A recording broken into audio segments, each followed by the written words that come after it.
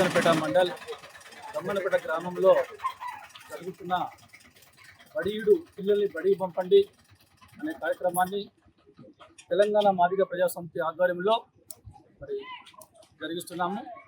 మరి ప్రతి ఒక్క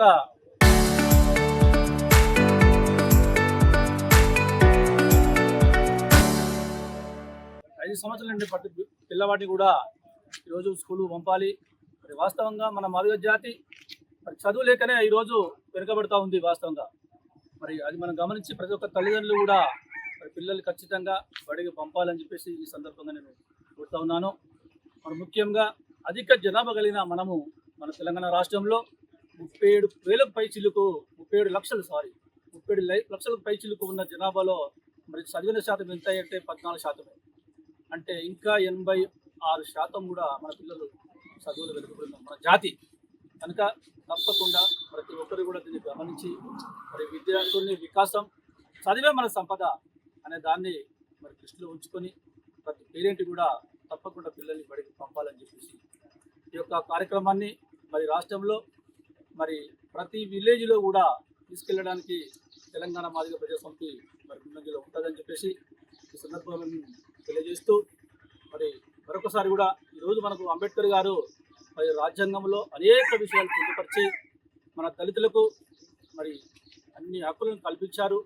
ఈరోజు వాస్తవానికి విద్య ఎంతో గొప్పదో ఈరోజు ఆయన ఎన్నో అవమానాలు కూడా ఎదుర్కొని చిన్నప్పటి నుంచి కూడా మరి ఎదుర్కొన్నప్పటికీ విద్య ఎంతో గొప్పదో నిలువెత్తు నిదర్శనం చేసి చూపించాడు అంబేద్కర్.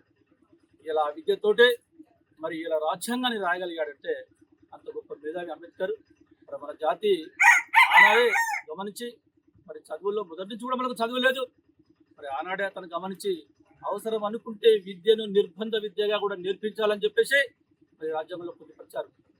అంటే దాని విలువ ఎంతో గొప్పదో మనం ఒకసారి అర్థం చేసుకోవాలి. దయచేసి ప్రతి ఒక్కరు కూడా మరి ప్రతి ఇంటి నుంచి కూడా పిల్లల్ని ఖచ్చితంగా స్కూల్ పంపాలని మనం నిజంగా కూడా ఈరోజు ఒక విద్య ఉంటే వాడికి అనేకమైన సంపదలు కూడా ప్రతిదీ కూడా వాళ్ళు సంపాదించుకోగలుగుతారు. మరి సమాజంలో కూడా సమానత్వంగా జీవించగలుగుతారు. మరి మనకు ఉన్నటువంటి యొక్క అసమానతలు తొలగిపోతాయి. మరి ఖచ్చితంగా ఈ పేరెంట్స్ అనేటువంటి గమనించాలి. మరొకసారి కూడా మరి అంబేద్కర్ ఆశయాలను గుర్తు చేసుకొని అంబేద్కర్ ఆశయాలను మరి ముందుకు తీసుకుపోవడానికే ఈ తెలంగాణ మాదిగ ప్రజా సమితి మరి ముందంజలో ఉంటుందని చెప్పేసి ఈ సందర్భాన్ని తెలియజేస్తూ